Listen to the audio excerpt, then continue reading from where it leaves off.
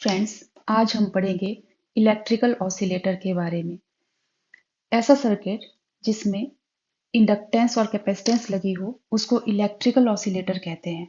जैसे हम यहाँ पे एक सर्किट बनाते हैं, ये कैपेसिटर है और इसके साथ हम इंडक्टर को जोड़ दें तो हमारे पास एक इलेक्ट्रिकल ऑसिलेटर बन जाता है। This is inductor, this is capacitor. ठीक है, अब हम वन बाय वन कैपेसिटर और इंडक्टर का काम समझते हैं क्या होता है। इंडक्टर और कैपेसिटर दोनों ही एनर्जी स्टोरिंग डिवाइसेस हैं। ठीक है, कैपेसिटर और इंडक्टर दोनों एनर्जी स्टोर करती हैं। जब कैपेसिटर को हम किसी बैटरी से जोड़ते हैं तो कैपेसिटर पर चार्ज स्टोर हो जाता है। ये चार्ज स्टोरिंग डिवाइस है। In terms of electric field की टर्म में कैपेसिटर में चार्ज स्टोर हो जाता है और इंडक्टर से जब भी करंट पास होता है तो उसमें एनर्जी स्टोर होती है in terms of magnetic field. ठीक है, मैग्नेटिक एनर्जी इंडक्टर में स्टोर हो जाती है। तो इलेक्ट्रिकल ऑसिलेटर में होता क्या है कि electrical energy magnetic energy electrical energy में ऑसिलेट करती रहती है, कन्वर्ट होती रहती है। तो ये होता कैसे है, इसको हम अभी आज के टॉपिक में डिस्कस करेंगे। इंडक्टर के पास जो एनर्जी स्टोर होती है उसको हम लिख देते हैं यूपी, और इंडक्टर की एनर्जी होती है half L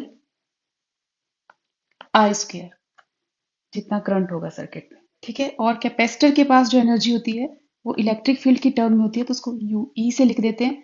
that is equal to half Q square upon C. तो ये एनर्जी है कैपेसिटर की और ये एनर्जी है इंडक्टर की। अब होता क्या है देखो, यहाँ पे इस डायग्राम की हेल्प से समझते हैं। पहले फर्स्ट डायग्राम नंबर 1 पे कंसंट्रेट करते हैं। यहाँ पे हमने क्या किया, कैपेसिटर लिया, उसको बैटरी से जोड़ दिया। अभी इंडक्टर नहीं लगा है ऐसा मान लो। पहले हमने कैपेसिटर लिया, उसको बैटरी से लगाया, तो कैपेसिटर क्या हो गया, चार्ज हो गया और कैपेसिटर में स्टोर हो गई इलेक्ट्रिक फील्ड। ठीक, अब हमने उस कैपेसिटर को कॉइल से जोड़ दिया। कॉइल क्या है, इंडक्टर है। ठीक है, एक वायर ली, उसको गोल गोल घुमा दिया, कॉइल बन गई। तो हमने इंडक्टर से जोड़ दिया। अब क्या होगा, जैसे ही हम कैपेसिटर को इंडक्टर से जोड़ेंगे सर्किट में करंट फ्लो होना शुरू हो जाएगा। ठीक, जैसे सर्किट में करंट फ्लो होगा तो जब ये करंट जो है इंडक्टर से पास होगा तो इंडक्टर में जनरेट हो जाएगी मैग्नेटिक फील्ड, मैग्नेटिक फ्लक्स आ जाएगा इंडक्टर में। ठीक है, और धीरे धीरे कैपेसिटर से चार्ज जो है वो कम होना शुरू हो जाएगा और सर्किट से करंट फ्लो होना शुरू हो जाएगा। फिर ये मैक्सिमम वैल्यू को पहुंचेगा करंट। जब करंट जो है मैक्सिमम वैल्यू पे पहुंचेगा तो यहाँ कैपेसिटर के पास चार्ज हो जाएगा जीरो, जैसे कि फिगर 2 को देखो। अब कैपेसिटर हो गया फुली डिस्चार्ज। सर्किट में करंट मैक्सिमम, और वो मैक्सिमम करंट जो है स्टोर हो गया in terms of magnetic field in the inductor L. ठीक है, कॉइल में वो मैग्नेटिक फील्ड की फॉर्म में स्टोर हो गया। अब जो कॉइल है उसके पास मैक्सिमम मैग्नेटिक फ्लक्स होगा और सर्किट में क्योंकि अब कैपेसिटर जो है वो कंप्लीटली डिस्चार्ज हो गया है तो सर्किट में करंट नहीं होगा।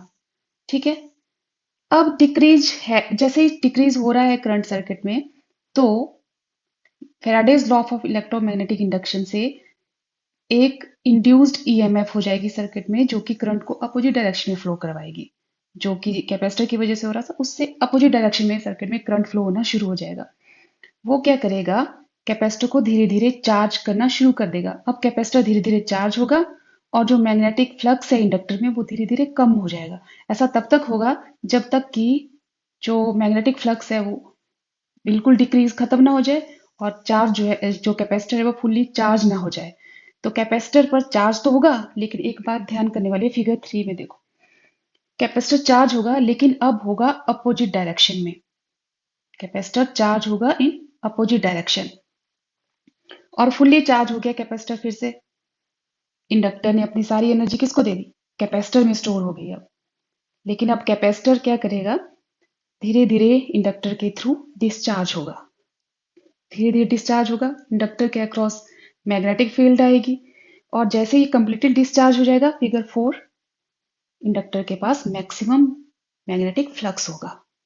ठीक है, अब मैक्सिमम फ्लक्स हो गया, again induced EMF that will flow the current in the circuit in opposite direction, और अब फिर से कैपेसिटर चार्ज होना शुरू हो जाएगा धीरे धीरे अपोजिट डायरेक्शन में, और हम पहुंच जाएंगे पहले वाली सिचुएशन में जहां से शुरू किया था। इस तरह से एक ऑसिलेशन कंप्लीट होगी। तो हम करंट की वेरिएशन देखते हैं कैसे हो रहा है। जैसे यहाँ पे मैक्सिमम वैल्यू ऑफ करंट पहुंची तो हम फिगर 2 में पहुंच गए, धीरे धीरे करंट डिक्रीज होना शुरू हुआ और 0 हो गया। ये कौन सी वैल्यू पे पहुंच गए हम? केस नंबर 4 पे। धीरे धीरे अपोजिट डायरेक्शन में बढ़ना शुरू हुआ और फिर करंट जो है वो 0 पहुंच गया। तो इस तरह से एक कंप्लीट ऑसिलेशन के लिए टाइम पीरियड लगा t। क्योंकि ये है आइडियल सिचुएशन जहां हमारे पास सर्किट में सिर्फ और सिर्फ क्या है, कैपेसिटर और इंडक्टर कंसीडर किया है हमने। लेकिन एक्चुअल में प्रैक्टिकली हमेशा सर्किट में क्या होगी, रेजिस्टेंस होगी, जिसकी वजह से ये ऑसिलेशन जो है हमने जैसे पहले पढ़ा डैम्पिंग ऑसिलेशंस होंगी। धीरे धीरे ऑसिलेशंस क्या होंगी, एम्पलीट्यूड क्या होता जाएगा, डिक्रीज होता जाएगा और सीज आउट हो जाएंगी। तो ये होगा रेजिस्टेंस की वजह से, और प्रैक्टिकली सर्किट में हमेशा रेजिस्टेंस रहेगी ही रहेगी। तो हम अभी निकालेंगे डैम्प्ड हार्मोनिक ऑसिलेटर के लिए डिफरेंशियल इक्वेशन और उसका सॉल्यूशन। अब हम देखेंगे डैम्प्ड हार्मोनिक इलेक्ट्रिकल ऑसिलेटर, उसके लिए डिफरेंशियल इक्वेशन निकालेंगे और उसका सॉल्यूशन फाइंड आउट करेंगे। जब से हमने अभी तक जो पढ़े वो थे मैकेनिकल ऑसिलेटर, उसमें जो है मास ऑसिलेट करता था। अब इलेक्ट्रिकल ऑसिलेटर आज पढ़ रहे हैं तो इसमें हमने देखा कि इलेक्ट्रिक चार्ज ऑसिलेट करता है, ठीक है। और हमने देखा कि जो इलेक्ट्रिकल ऑसिलेटर है, रेजिस्टेंस सर्किट जो है उसमें रेजिस्टेंस हमेशा रहेगी, तो हमें हमारे पास जो ऑसिलेशंस आएंगी वो डैम्प्ड होंगी। डैम्प्ड मतलब कि ऑसिलेशन जो है टाइम के साथ डिक्रीज होती जाएंगी, ठीक है। तो अब हमने ये फिगर बना ली जिसमें हमने रेजिस्टेंस, इंडक्टर और कैपेसिटर लगा लिए हैं, ठीक है। तो अब हम वन बाय वन वोल्टेजेस देखते हैं, वोल्टेज ड्रॉप देखते हैं, ठीक है। तो पहले हम देखते हैं वोल्टेज ड्रॉप अक्रॉस रेजिस्टेंस। हमें पता है V is equal to I into R होता है, ठीक है। That is the voltage drop across resistor. अब देखेंगे voltage drop across the capacitor, that is equal to Q upon C, क्योंकि चार्ज कैपेसिटर पे डायरेक्टली प्रोपोर्शनल टू वोल्टेज होता है। Q is equal to C into V होता है। यहाँ से V क्या आ गया, Q अपॉन C। और हम जानते हैं एक सर्किट में और क्या है, इंडक्टर है, तो वोल्टेज ड्रॉप अक्रॉस इंडक्टर कितना होगा, L into D I upon D T. अब हम इन सबको ऐड कर लेंगे, सारी वोल्टेजेस को अकॉर्डिंग टू देयर साइंस ले लेंगे, लगा के किरचॉफ लॉ केवीएल लगाएंगे हम लूप में, केवीएल, ठीक है। और क्योंकि करंट ऐसे फ्लो कर रहा है, हमने कैपेसिटर की अपर प्लेट को पॉजिटिव चार्ज मान लिया है इस पे, और लोअर प्लेट पे नेगेटिव चार्ज, तो positive to negative current flow करेगा। तो हमने लूप को भी ऐसे ही पढ़ना है, लूप को हम पढ़ रहे हैं एंटी क्लॉकवाइज, ठीक है। तो देखो करंट फ्लो कर रहा है यहाँ से, तो ये प्लस से माइनस की तरफ जा रहे हैं रेजिस्टेंस में, तो ये हो जाएगा माइनस आई इंटू आर। फिर इंडक्टर है, इंडक्टर में भी हम माइनस से प्लस की तरफ जा रहे हैं, तो minus L into D I upon D T. अब कैपेसिटर, कैपेसिटर में जा रहे हैं हम लोअर पोटेंशियल से हाई पोटेंशियल की तरफ, तो ये आ जाएगा plus Q upon C that is equal to 0। ये हमने केवीएल लगा ली इस सर्किट में, ठीक है। अब हमें पता है कि जो करंट होता है वो होता है time rate of change of charge. जब चार्ज फ्लो करता है टाइम के साथ तो उसको हम करंट बोलते हैं, चार्ज का फ्लो होना इस करंट। लेकिन हमने देखा कि जैसे जैसे सर्किट में चार्ज डिक्रीज हो रहा है करंट बढ़ रहा है, तो इसका मतलब है करंट कैसे रिलेटेड है, ये माइनस साइन के साथ हम इनको लिखना पड़ेगा, I is equal to minus D Q upon D T. तो इक्वेशन 1 को फिर से हम रीराइट करेंगे, आई की जगह क्या लिखेंगे, minus D Q upon D T into R minus L into D by D T. I की जगह क्या लिखेंगे, minus D Q upon D T plus Q upon C that is equal to 0।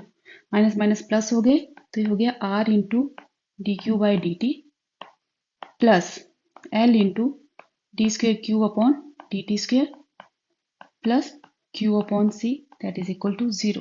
और इसको कैसे लिख सकते हैं, L into D square Q D T square, rewrite किया हमने इसको, plus R into D Q by D T plus Q upon C that is equal to 0। अब हम इसको L से डिवाइड कर देंगे इस इक्वेशन को। तो कैसे बन गई ये equation?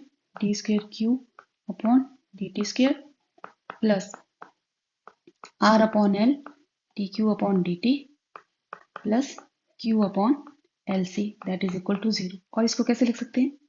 Q double dot plus R by L Q dot plus 1 upon L C Q that is equal to 0।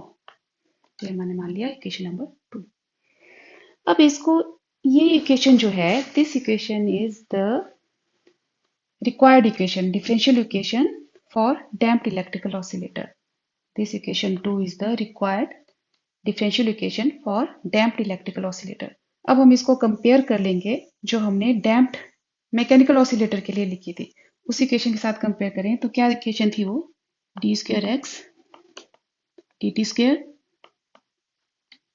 Plus 2b D X upon D T plus omega square X equal to 0। या फिर इसको कैसे लिख सकते हैं? X double dot 2b X dot plus omega square X that is equal to 0। अब equation 2 और 3 को कंपेयर करो, इस इक्वेशन को, इक्वेशन 2 और इक्वेशन 3 को कंपेयर करें तो हमें पता चल रहा है कि जो डिस्प्लेसमेंट यहाँ पे है, जो मैकेनिकल ऑसिलेटर है उसमें जो डिस्प्लेसमेंट है, इलेक्ट्रिकल ऑसिलेटर में वो डिस्प्लेसमेंट चार्ज है, ठीक। और जो कांस्टेंट थे 2b जो है यहाँ पे कितना है? r अपॉन एल है एंड ओमेगा स्क्वायर कितने के बराबर आ रहा है? 1 अपॉन एल सी। तो सॉल्यूशन हम डायरेक्ट लिख सकते हैं, solution of damped harmonic oscillator. क्या सॉल्यूशन था इसका? x is equal to E raise to power minus B T c1 E raise to power square root of p square minus omega square into T plus c2 E raise to power minus p square minus omega square into T. तो हम direct solution लिख सकते हैं यहाँ पे compare करके। कितना आ जाएगा? x की जगह क्या? q that is equal to E raise to power, अब b कितना होगा? r अपॉन 2l यहाँ से, है ना, तो minus r upon 2l into T bracket में c1 E raise to power p square कितना हो जाएगा? r square upon 4l square minus omega square कितना है? 1 upon L C, 1 upon L C into T plus c2 E raise to power minus square root of r square upon 4l square minus 1 upon L C into T bracket close, ठीक है। और यहाँ पे भी हम different different damping study कर सकते हैं। फर्स्ट है हमारी ओवर डैम्पिंग। ओवर डैम्पिंग जैसे हमने पहले किया था, ओवर डैम्पिंग कब होगी? जब क्या होता था? B square is greater than omega square. तो बी स्क्वायर, यहाँ पे बी स्क्वायर क्या है?